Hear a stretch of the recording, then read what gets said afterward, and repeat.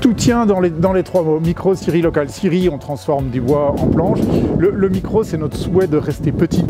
Le but est de rémunérer 2 équivalents temps plein, et c'est tout.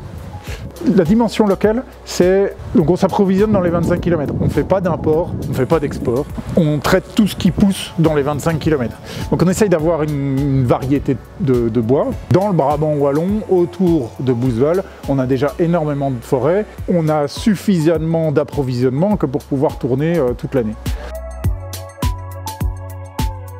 Dans tout ce qui est feuillu, on s'approvisionne, on s'est fixé la limite des 25 km. Voilà, ça permet des économies, ça permet de travailler avec des plus petits acteurs. On ne doit pas forcément aller chercher des semi-remorques et déplacer des moyens assez colossaux pour ramener des pièces qui peuvent quand même être assez importantes. Ça permet d'avoir une certaine diversité dans les approvisionnements, d'aller chercher ça chez des particuliers, d'aller chercher 1 ou 2 troncs. Ce qu'on souhaite, c'est alimenter la filière bois locale.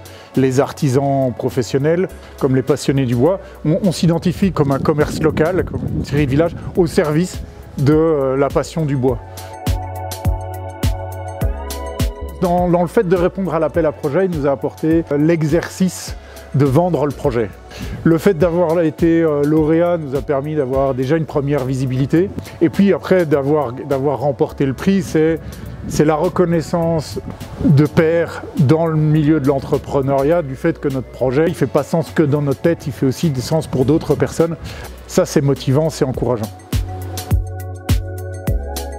Le prix de 3 000 € nous permet de compléter le budget pour répondre à un appel à projet, pour justement digitaliser notre production. Pouvoir encoder de manière informatique et fluide de l'achat de nos troncs jusqu'à la vente de nos pièces sur place ou en ligne. Qu'ils n'ont rien à perdre, on peut quand même avoir le prix. Même si on n'y croit pas forcément trop, on peut toujours être surpris et se dire bah oui non en fait ce que je fais a du sens et ça en vaut la peine.